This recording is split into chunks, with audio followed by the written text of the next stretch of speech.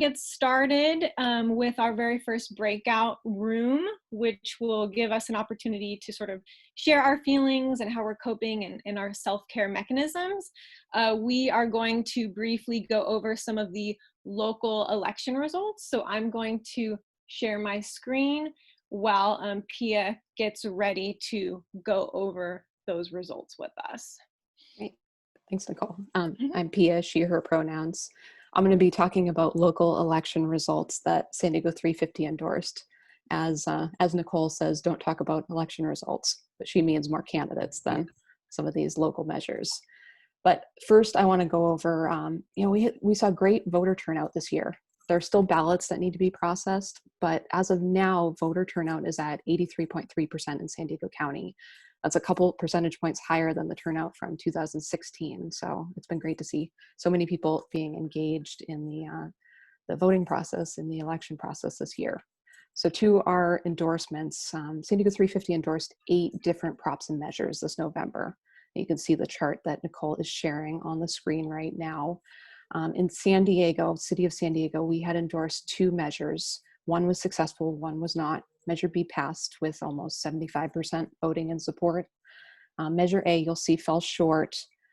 We had 57% voting yes on the measure, but we needed 2/3 of voters to vote yes in order for it to pass. So it did not hit that threshold.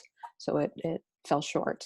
In Oceanside, we had endorsed, or as opposed, we were not for Measure L passing, and that's what we had endorsed for people to do, and that was successfully defeated with more than 67 voting no on the measure. So on the state level, and I don't know how to sugarcoat it other than saying that we were just disappointed in the results. 4 of the 5 props that we had supported failed to get passed. The lone prop that did pass, Prop 17, was successful with about 59% voting in support.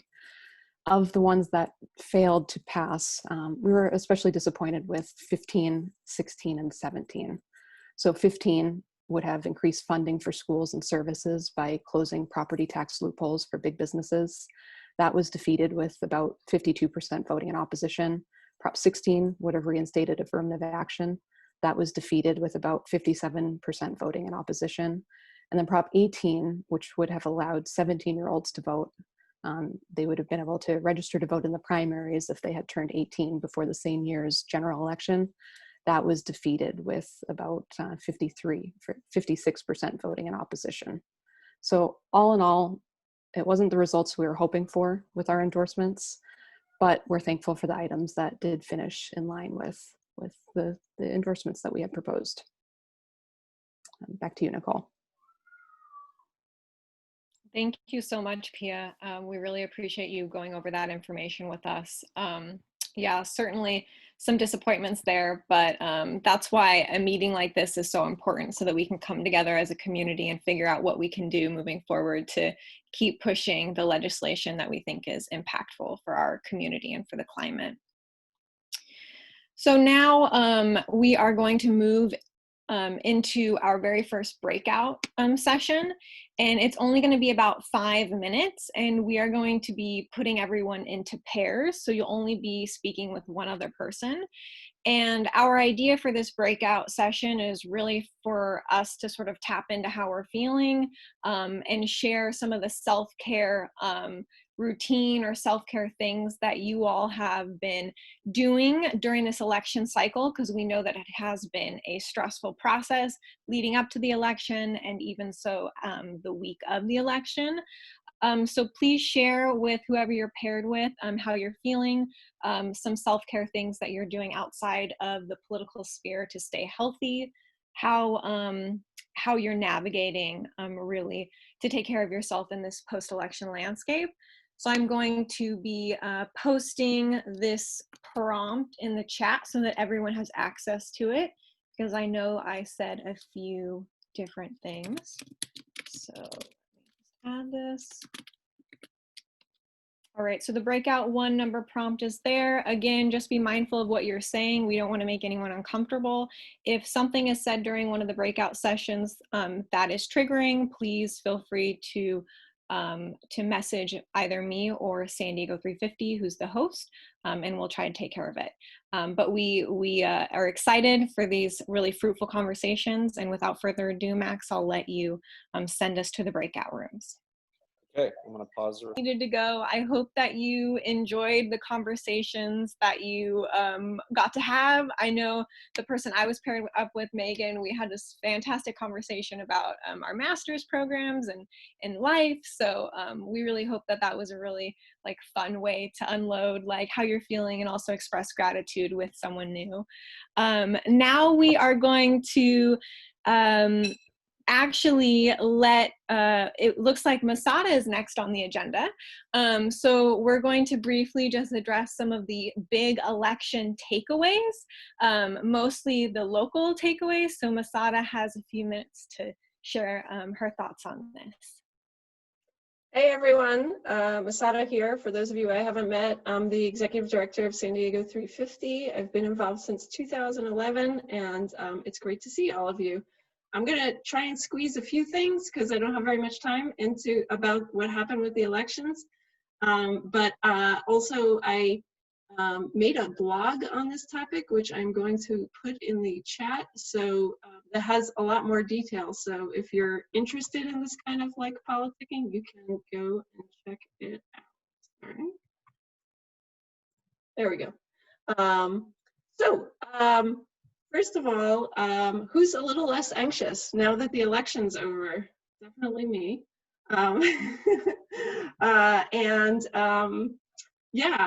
In terms of what's been going on locally, I would say the good news is that overall significantly more progressive and pro-climate electeds will be taking their seats at both the city and county level.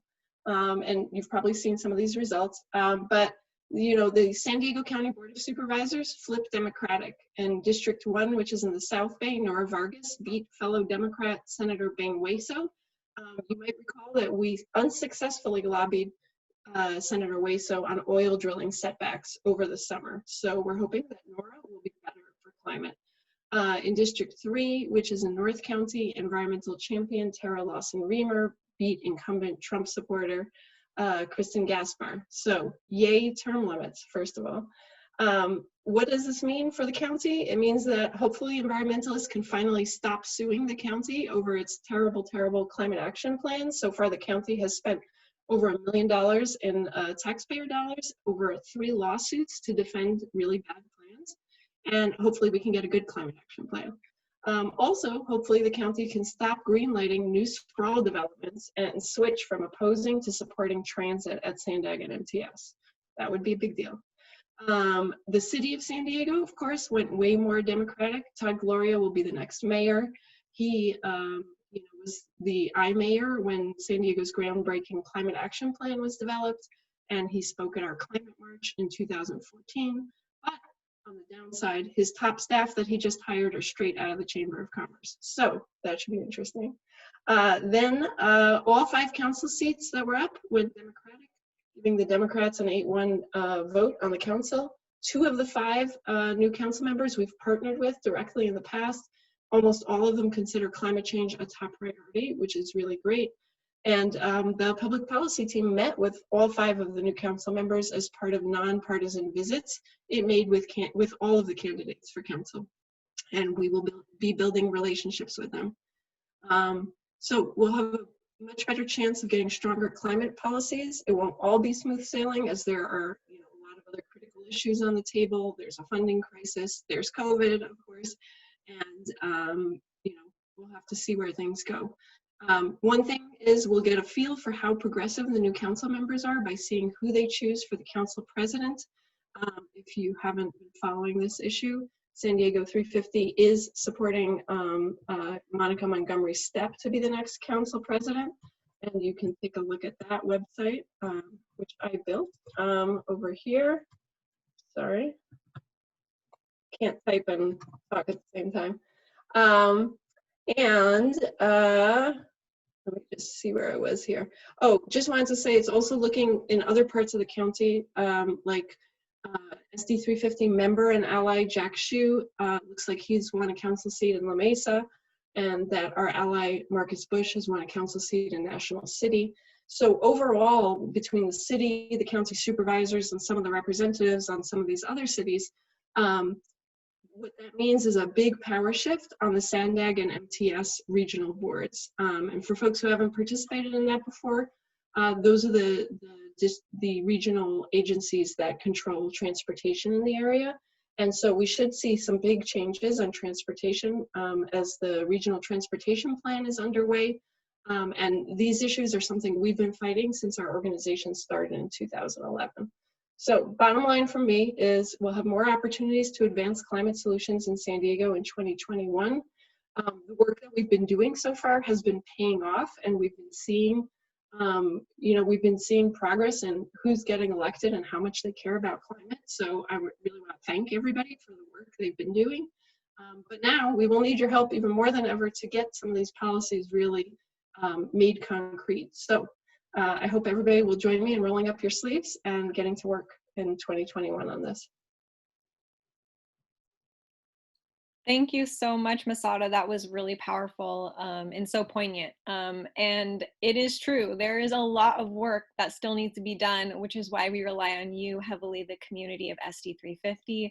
We're so excited for this panel discussion. We've got some incredible people here to tell us what they think about next steps and what we can do. So what I'm gonna do is pass it over to the moderator and the panel speakers. Go ahead and introduce yourselves. You can share your name, your job, potentially the role you play in SD350, even a fun fact if you want.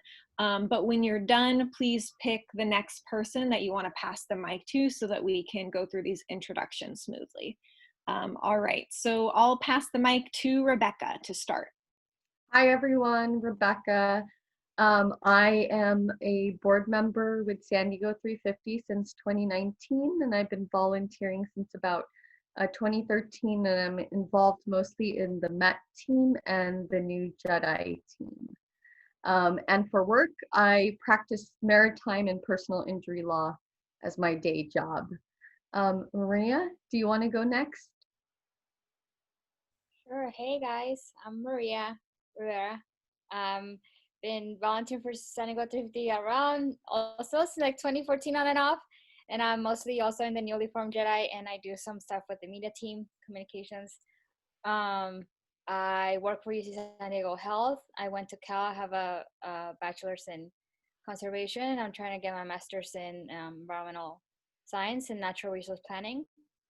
I'm an immigrant, and that's it. Hi. Who do you pick? Oh, sorry. Potato to Pia. Great. Thanks, Maria. So my name's Pia, she, her pronouns. I am the public policy team co-chair for San Diego 350. I've been volunteering for San Diego 350 since the beginning of this year, but kind of a friend of San Diego 350 for the past few years. I work in environmental education in programs and development, and I'm excited to be here for the panel. Let me think who hasn't gone. Kate, do you want to go next? Sure. Hi, everyone. My name's Kate Vedder. I'm a senior at Point Loma High School. I'm also one of the youth fellows for San Diego 350, and I'm on the Raise the Alarm team. And I'm just really excited to be here and share my perspective with everyone. I'll pass it to Rachel. Thank you, Kate. My name's Rachel. My pronouns are she, they. I'm currently the Justice and Equity Intern for San Diego 350. My work with San Diego 350 has been just getting the Jedi team started and working on things that fall underneath that umbrella of justice and equity. Right now, I'm studying at Southwestern College for a sociology degree, and hopefully I will go into environmental studies soon. So that's about me. Yay. Okay. Well, without further ado, I'd like to ask a few questions. I'll start off with how do you feel about the election, Kate? Maybe a couple high notes and low notes. Sure. So I kind of just want to start off saying that I'm only 17. I wasn't able to vote this election, yet really the stake of my future was on this ballot. And it's honestly kind of hard to put into words how I'm feeling about the turnout, because I'm overjoyed, relieved, but then also scared and disappointed at the same time. So kind of just to start off on a happier note, I'm just really proud of the youth turnout and how we kind of all collectively raised our voices and used our collective power this election. As you can see, there's such a bigger voter turnout with the youth, and so youth who couldn't vote, such as myself, to first-time voters, we all kind of formed this community and fought for our future, because this election was about way more than just electing a new president. And also, I'm just honestly kind of scared of people becoming complacent, because in all honesty, we did the bare minimum, which was kind of electing a new president, but I'm just scared that people might decide that they could stop fighting because we have a new president, or because they elected the president that they wanted. And that's just not, we cannot stop fighting, because we must continue to fight for the planet and to dismantle the systems of oppression in the environmental movement. Because even though I have the privilege of not facing or dealing with environmental inequity, there are millions of people who are continuing to disproportionately bear the brunt of the environmental crisis. And electing the president that we wanted is only doing the bare minimum to solve that issue, and we need to continue fighting. It's just also, in a way, disappointing. It's disappointing seeing how we almost lost, and that there were millions of people who voted for a president who doesn't even believe in the basic science of climate change. So it's just kind of scary seeing how we almost lost, or that not a lot of people kind of saw that this election had my future and your children's future and it on the ballot, and our planet's future on the ballot. So that was a little disappointing to see, but don't get me wrong, I'm still overjoyed and relieved, especially since the health of my future was on the ballot. But I just think we need to continue doing more and continue to put pressure on leaders and hold ourselves accountable.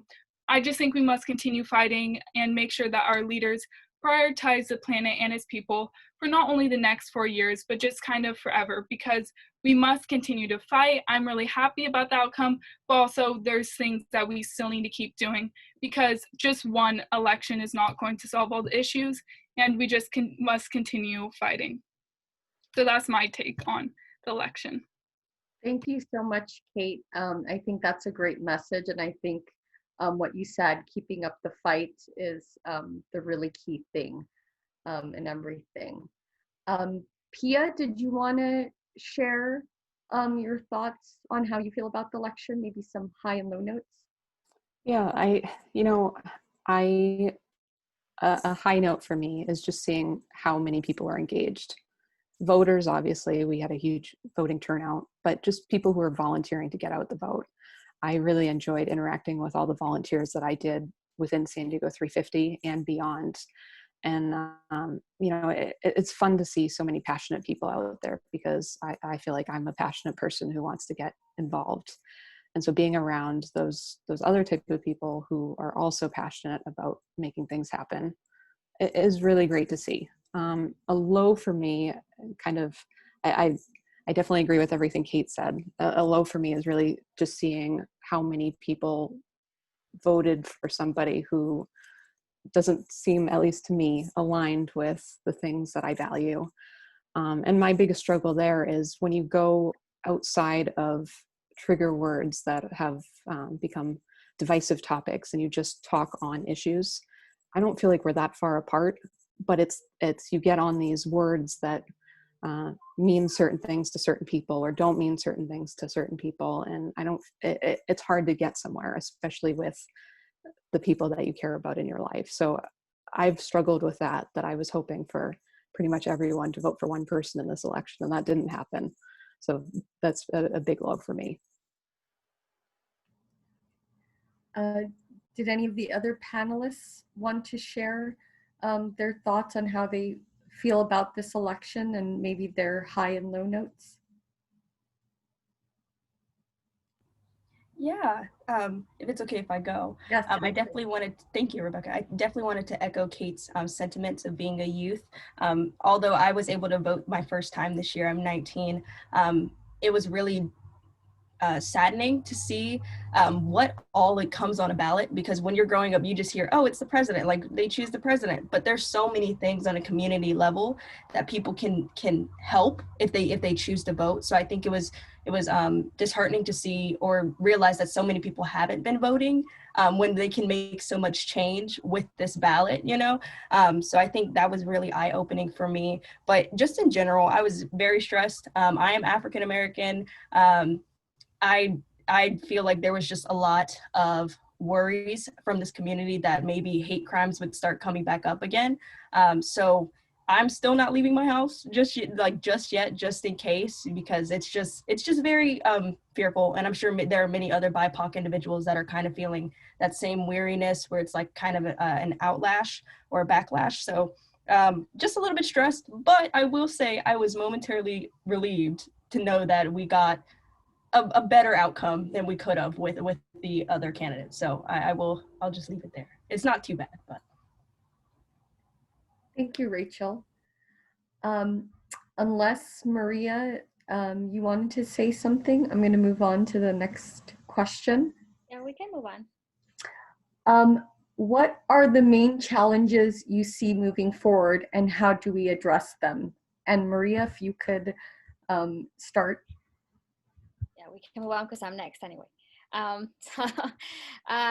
So main challenges, if we could just pick a few. I think that right now we can't really talk about anything if we don't about anything that's for the next 4 years without talking about COVID and the pandemic that we're in.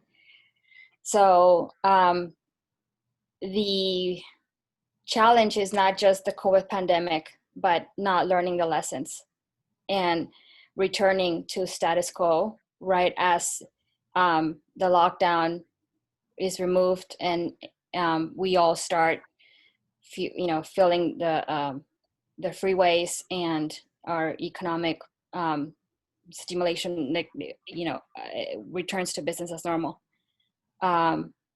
So COVID, pandemic, and climate change are what scientists would describe as wicked problems, which are, really just like in the most general terms, are problems that are complex in explaining with very difficult scientific and sometimes uncertain data, and where the trade-offs, economic trade-offs, aren't easy to understand or explain, communicate. And so therefore, policy and good governance around it is even more difficult to come by.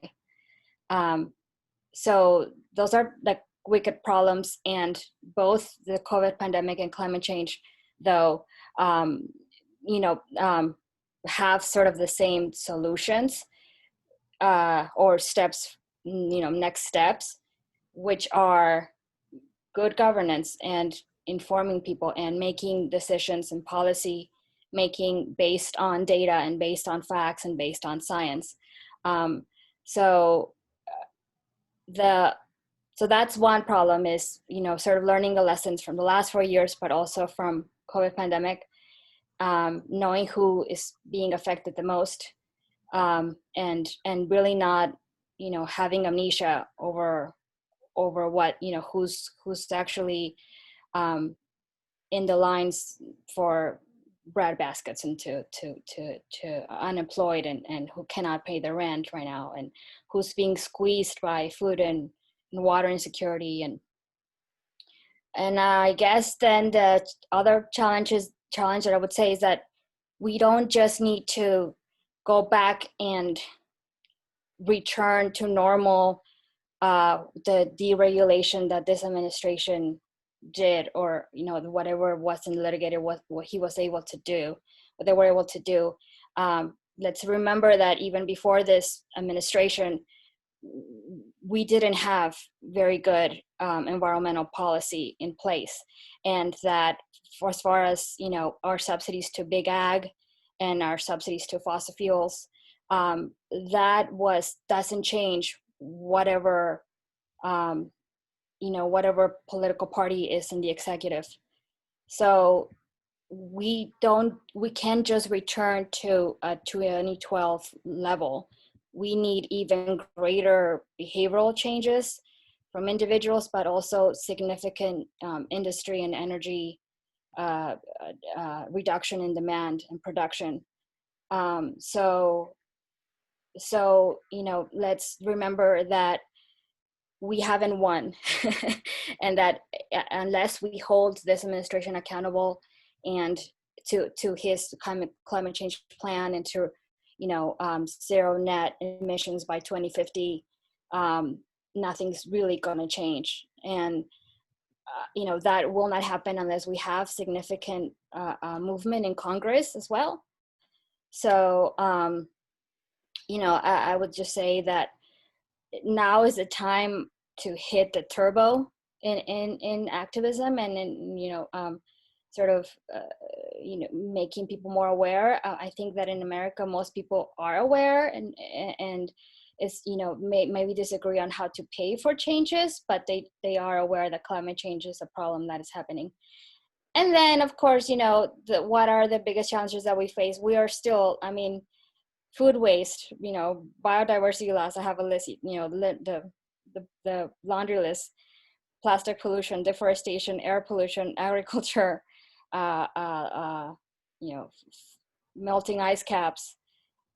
Those are all still here. So, so now is the time to really come together and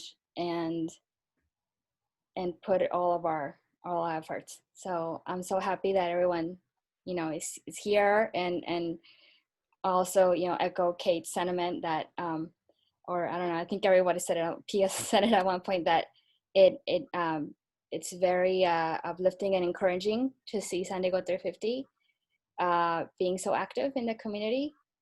So that would be. Pia, I know you wanted to talk on this as well. Yeah, no, thank you, Maria, for going through all of that. Obviously, COVID is such a big challenge for this year and next year, probably the next few years. One thing that struck me for this question was how COVID is going to affect the next legislative season. So this year, we heard from some of our state legislators that they'd only be focusing on a small amount of bills. And that was a big struggle to get some of the things accomplished that we wanted to see pass. There are certain bills that San Diego 350 worked on and supported and worked to get passed this year. And ultimately, they weren't successful. AB 345 comes to mind for me, which would have established a health and safety barrier between oil and gas infrastructure and sensitive sites. So between that and homes, schools, community centers. And some of the feedback that we got from the people that didn't vote for it was that they didn't think we should be wasting time on it, that it wasn't important, that we should be focusing on COVID initiatives instead. And I think that was frustrating for all of us in San Diego 350 because, and that's to say the least, I think we were all really upset because study after study shows just how bad it is for public health to have those oil wells and drilling sites up against homes and community centers, especially for communities of color, which is where a majority are located. So the fact that it does affect public health, yet it still wasn't prioritized, was very frustrating for us. I see that being a real challenge for next year as well. And as far as how we can overcome it, I think we can overcome it by keeping people engaged. I will be talking about it more throughout this event, but the more people we can get involved and build a movement to have these things go through that we want to go through, that's how we'll get things done. Thank you, Pia. Rachel, did you want to talk on this as well? Yeah, thank you, Rebecca. So when I saw this question, I was thinking more of a standpoint from a racial justice and equity lens.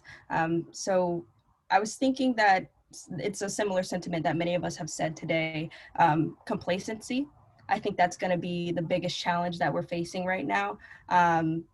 I believe that there's a lot of damage that has been done with this election. And I think the one thing that we all need is more empathy. And obviously we're all climate activists, so we do have empathy. We have empathy for the earth and for the humans around us. So I think that the real thing lies in getting half of the country to have more empathy in general. And I think a lot of our work in a way that we can overcome this is with working with other communities who are already doing this work. So partnering with our BIPOC environmentalist orgs and members of the community who want to go to the same goal of climate justice and activism in general. And we should just continue to be allies for our community so that we can help San Diego heal after this crisis of COVID and after we're able to go back to pushing for policies and things of that nature. So I just think we should all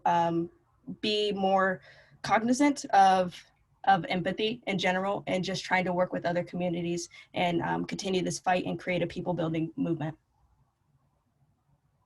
Thank you so much, Rachel. Kate, did you have anything you wanted to add?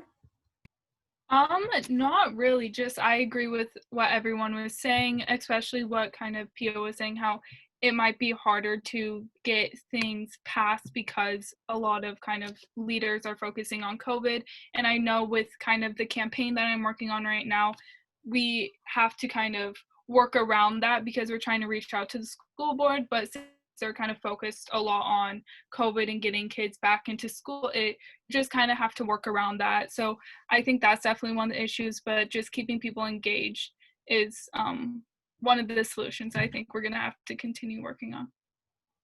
Yeah, thank you so much, everybody. And I did want to bring up something that this question kind of reminds me of a conversation I had with Larry during the breakout pair where there's a concern now, you know, we're focusing now on this, perhaps on this next administration and the appointments that he's making.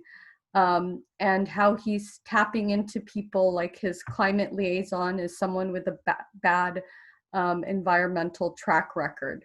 So maybe starting to put the pressure on, you know, what this new administration is doing and planning for that, and opposing perhaps some of his appointments that are not, you know, friendly to climate and what we're trying to do. Next question that I wanted to ask, and I wanted to start with Pia. What opportunities do you see for the movement and San Diego 350 to make a difference that were not possible previously?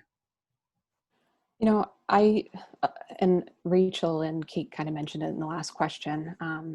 I see a lot of opportunity for us around engaging more people in the climate movement.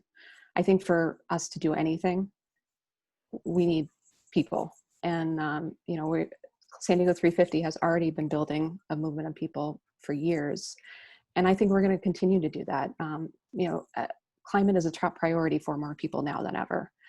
I was actually so excited to see that climate was in the forefront, that even on Biden's top 4 transition priorities, climate change is one of the 4.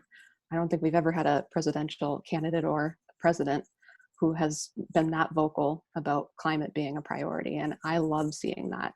That doesn't mean that's the end all be all solution. We still have to push what we want to have happen, but it's a great place to start from. More people are prioritizing our climate, and that means that we can get more done. Along with that, and what has been exciting for me for the election season is just seeing more people engaged. That doesn't mean they're going to continue staying engaged, but that means they've started. For me, I think the hardest thing is to get started. They say what, a body of motion stays in motion. And I know with a lot of climate action that I have been taking, those first actions that I've done have been the hardest. I mean, the first time you call a representative, I feel like I put that off for years. And when I finally did it, I felt like I could conquer the world after that. I was ready to do even more. And I think we have a real opportunity to get the people who have already been engaged through this election cycle to continue staying engaged on climate, since it is such a big topic on a lot of our minds now. I think another opportunity that I see is obviously COVID in general is a huge challenge, but one great thing that has come out of COVID is how it's affected volunteering and work. but volunteering especially. Before COVID, most of the volunteering that you could do was all in person, or mostly in person, I would say.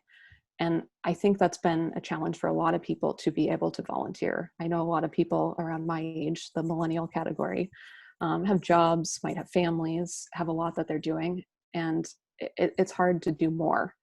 And for me, just between a few different jobs that I've had this year and then health issues with my autoimmune disease, I don't think I'd be able to volunteer the way that I have if not for more things moving to remote and virtual. So I think we have more opportunity there to engage even more volunteers and continue building the movement that we want to build. And for all those reasons, I see a lot of opportunity for us to mobilize more San Diegans to take meaningful action this year.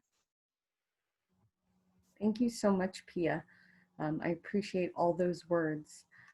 Maria, did you want to add to this question? Sure. And I mean, I guess to sort of echo that, we've learned to stay at home and that it is possible. We've also learned what can happen when misinformation is, is made public by top officials through our new social media platforms and the way that people are getting their information now. We've learned how quickly the social safety nets are broken in this country, and how fast somebody who's feeding 3 children can be homeless, and who's working 2 jobs. We've in California learned that fire season is more than just a few episodes in a natural park, that it can just basically create refugees, environmental refugees in the state. We've learned how corrupt, how one, maybe let's just not say corruption, but not transparent changes in our staple environmental laws, clean air, clean water, how they don't have any teeth, how they can be changed and broken by one leader, by somebody's executive action or decision. So I mean, if we could say, learn from these things, I think that's the silver lining and the positive things that we have now that we maybe didn't have before. And I hope that we don't lose that fear that it could happen again, and we don't want to be here in the 4 years from now. So, Kate, did you have any thoughts on this? Yeah, so I think one of the opportunities, which is similar to what Pia was saying, is just I researched something and it was saying how we need to start making kind of activism a habit instead of just a response, and that we should try to make it a regular part of our life. So I think that's something that we can help do, and we can try to help shift people's mindsets on activism. So it can be from voting activism and shift it to environmental or climate justice advocacy. So just kind of, because I've seen a lot of people and a lot of new people, especially some of my friends, kind of dip their toes into the kind of pool of activism this election. So I think just kind of making it a more of a habit and just trying to shift their mindsets. So I think that's a thing that we can do, and I think that we should try to just shift the mindset of activism.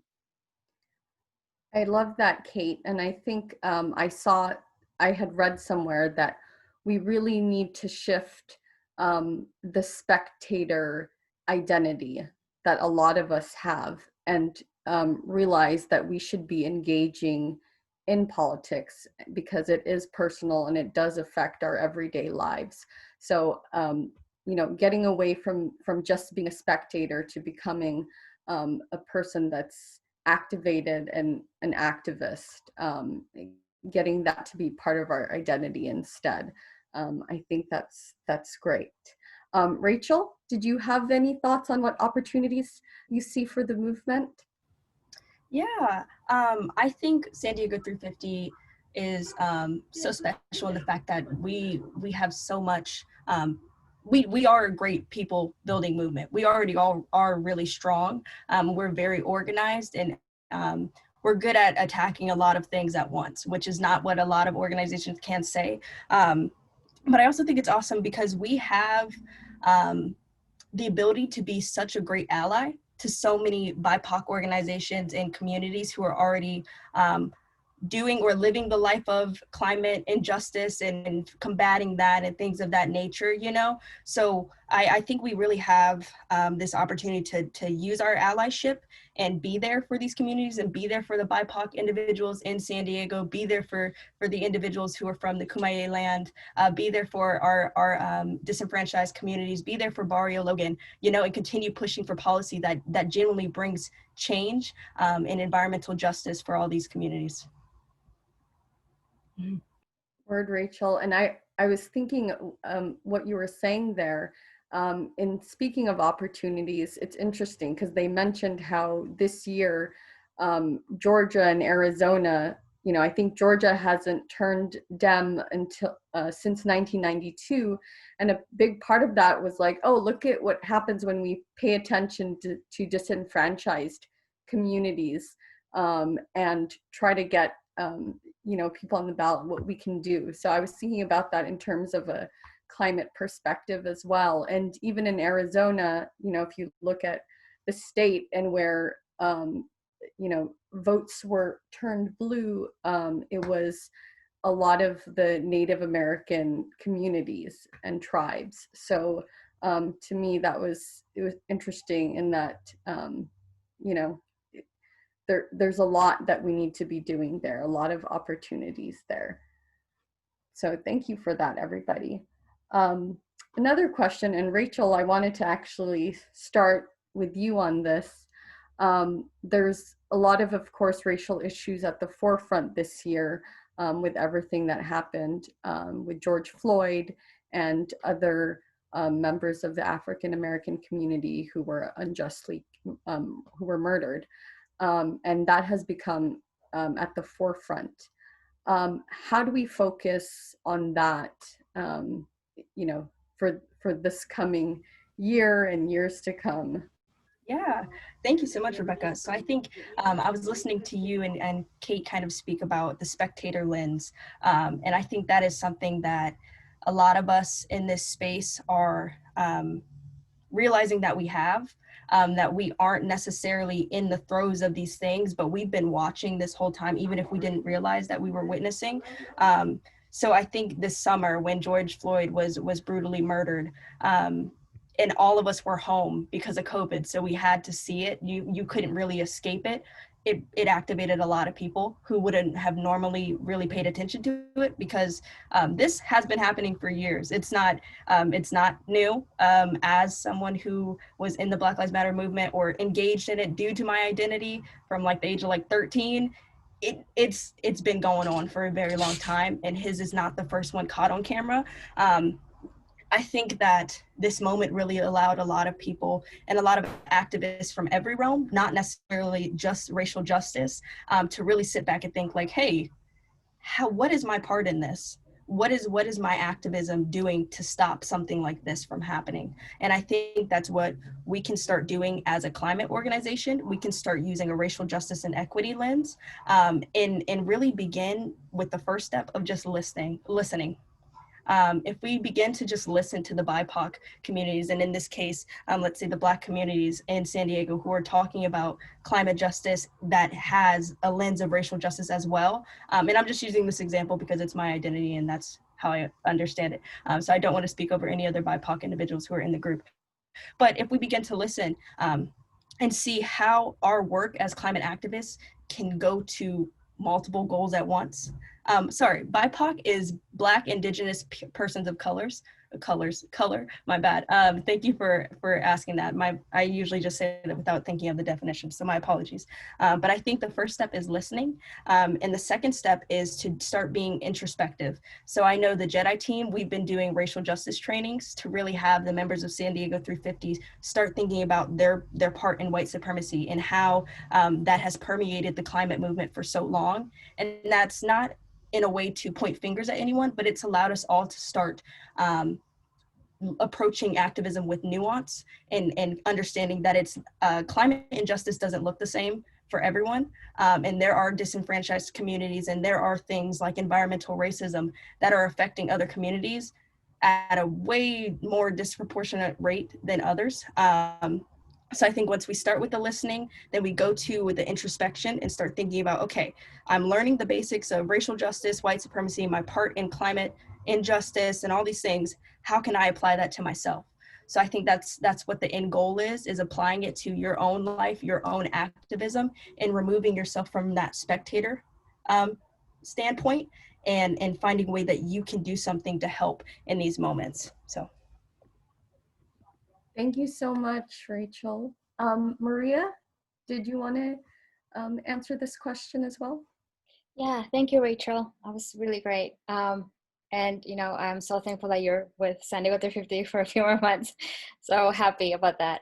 And I really love San Diego 350. I think that volunteers should be proud of the work they've done in San Diego. And San Diego is a special place. It really has immigrants, it has people of color, it has immigrants from wherever, it has a lot of military people from all over the country. I think it's in a unique position to really stand out in this new intersectional sort of path forward for the climate movement.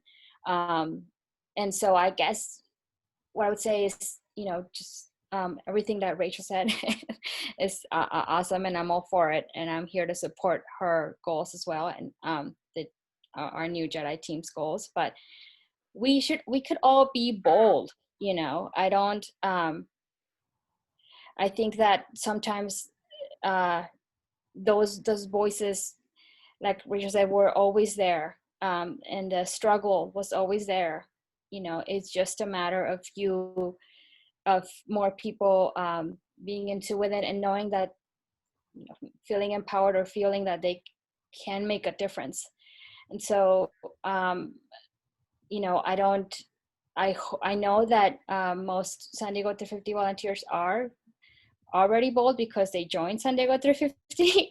But, I think that speaking for somebody who may not be the person that seeks the limelight and may, my hands are shaking because I'm speaking in a Zoom. Like I'm usually a very shy person, but it just, we can't take that. We can't anymore. And so speaking of as an immigrant, that's really what I also like to say to my community and to my people and to my family is, you have rights, and you just if we can listen and we can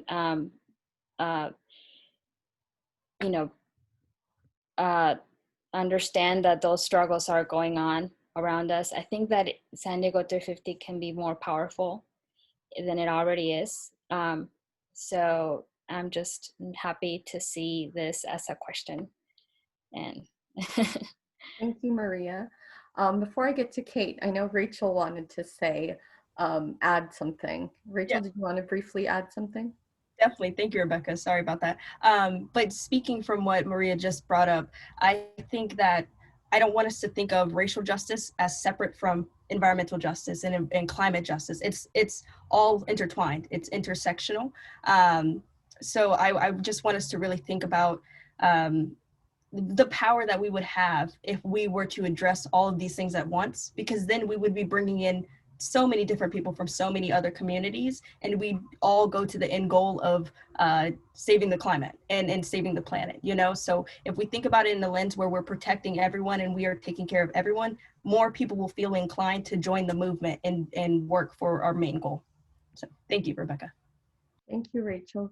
Kate, did you want to answer that question as well?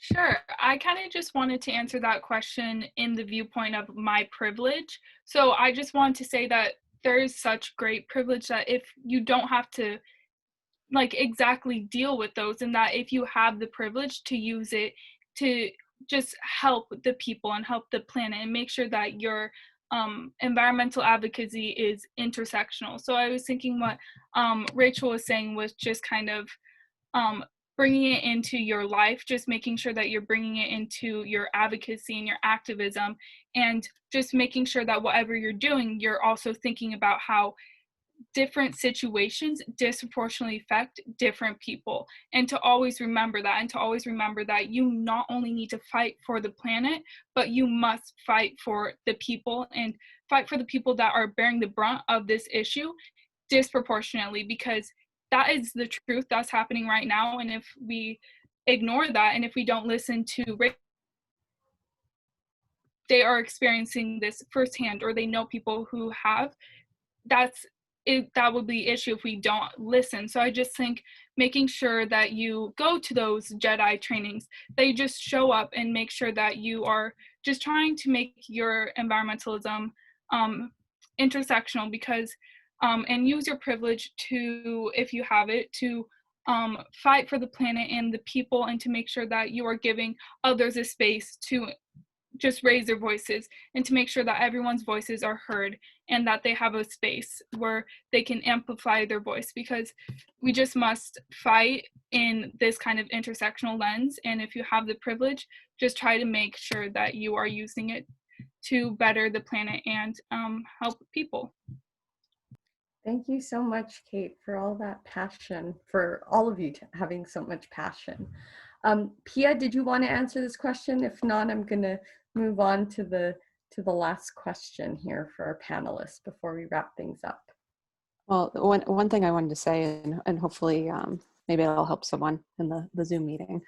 I feel like I'm always have this constant struggle of, well, what should I support? Should I support incremental change because we might be able to do it and slowly move in the direction we want to? Or should you stand by the things you really believe in, even if it's harder to get those things passed?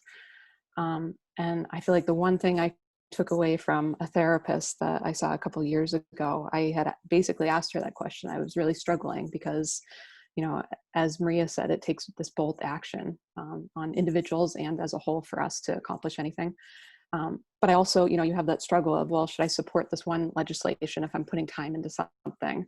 Should I support something that we have more likely to get passed, or something like, say, the Green New Deal that really is more substantial and addresses a lot of the topics that are important to not only myself, but all of us.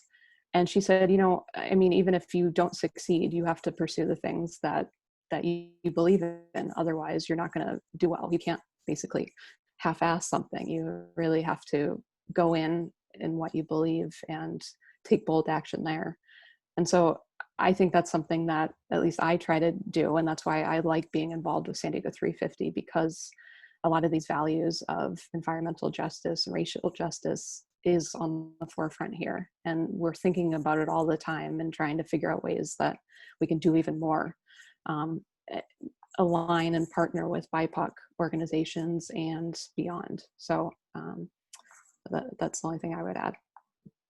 Thank you, Pia. We only have about 1 minute left, and so I'll just ask this question, whoever wants to answer it. What are some important ways individual people can take action right now? Did anyone want to take that on and do it in about a minute?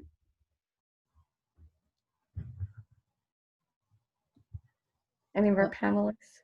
I'll go if no one else wants to. So this is my favorite topic, so I can't do a lot in less than a minute. But you know, there's so many ways. First of all, many ways to volunteer with San Diego 350. We're going to hear about some more in a few minutes, but I wanted to mention that we have a few different major campaigns going on, and all of them are very exciting because they are doing some really great things in San Diego. So building electrification, we are working on a campaign to get all electric buildings throughout San Diego County. that's a big working group that we have going on. We're forming a coalition with a lot of other organizations in San Diego. It's a great way to get involved. One of our teams is leading a SEMPRA campaign to bring awareness, increase public awareness for SDG&E and SEMPRA being a fracking gas company, and how they're not the climate allies they like to say they are. So there are a lot of different campaigns, topics, et cetera, to get involved in with San Diego 350. Beyond that, I wanted to make a plug for getting out the vote for the Georgia Senate runoff races. It's a big deal if we want any substantial climate programs to go into place in the US in the next few years. And so getting involved, there's a lot of organizations doing get out the vote efforts, and it's something you can do remotely as well. Vote Save America is one that you can actually adopt the state and take action, like phone banking and text banking. So those are kind of two bigger areas that people can get involved right away. Thank you.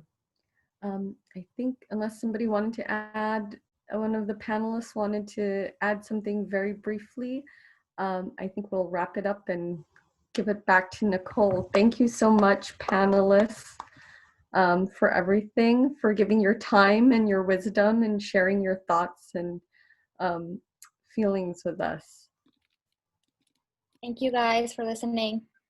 Thank you, everyone. Thank you. Thank you. Thank you all so much. Thank you to Rebecca. Thank you to all of our panelists for having such a important and authentic conversation with all of us. As you can tell from this conversation, there is no shortage of things that we as a community can do. And really now is the time to get involved. We do not want to become complacent. We want to push forward, and we want to push hard because there's so much more progress and so much more change to move the climate agenda. And it's really going to take the entire community. It's going to take the folks that have been with us for years and the folks that are newer to the organization. So I really just want to take the time to introduce this pledge that I developed, and I'll drop it in the chat right now. Give me just one moment. Alrighty, so hopefully you all have access to that. It is just a quick little pledge that we here at San Diego 350 want everyone to take. So if you could take the moment right now to click on the link and fill it out. Essentially, we think that it is important in order to move the climate agenda forward and continue to progress the agenda the way we want it to be progressed, we have to hold ourselves accountable. And taking this pledge is sort of a fun, quick way to check in with yourself and see what are the things that I can do. You might be doing all of these things already. Thank you so, so much. You might not have time now, but you can make a mental note to check back in when you have more time in your schedule later, and so forth. So some of the things on the pledge are to attend the new member orientation chat that we're having this Thursday, November 19th. We also ask you to potentially consider volunteering on a regular basis. You can become a monthly donor if you're not already and you have the privilege or the means to do so. You can ask your friends and family to get involved. So really, this is a personal question. You can decide how you want to contribute, but the fact is we just want you to contribute in a meaningful way. That means a lot to you and means a lot to our community in pushing the climate agenda forward. So please take this pledge right now. It is going to be a topic of conversation when we move into our breakout rooms. Lastly, I'll say that we have some really exciting upcoming events. So I'm going to drop the link to our events page in the chat. So if you haven't already, please check out our upcoming events, register. You can register right now if you'd like. It only takes a few seconds. Some really cool things that are coming up this week, actually. The orientation chat happening this Thursday. If you're new or newer to the organization, we encourage you to attend that. That's going to be a great way to build community and learn more about what we can do and how you can get involved. Also, you can register for the Interfaith Coalition for Earth Justice's cultivating resilience workshop. So we know that times are pretty chaotic, it's stressful. We're just getting out of a pretty stressful election season, and there's still so much work to be done. So this is going to be a great way to build community and sort of address those emotions and turn them into action. And then finally, you can join us on December 3rd for the Introduction to Building Electrification webinar. That's going to be super interesting. We're in coalition with a few people to make that happen. So please fill out the pledge and also register for upcoming events. So the night is still young. We are going to move into a second breakout. I know that I am feeling incredibly inspired by what was talked about in the panel discussion. And so with the sort of feedback or thoughts and feelings on that discussion in conjunction with the pledge and thinking about how you can contribute to the movement moving forward, we are going to go into breakout rooms for about, I think there are going to be about 4 or 5 people, and hopefully we'll have a panelist in each of the rooms. And this is going to be approximately 10-minute breakout. We'll sort of see. I know we're running a little late on time. I'll go ahead and drop the sort of chat questions or breakout questions in the chat so that you all have them before we send you off. Thank you again, and please stick around because it's going to be a great sort of intimate conversation, and we're going to be able to talk to one of the panelists. So Max, whenever you're ready,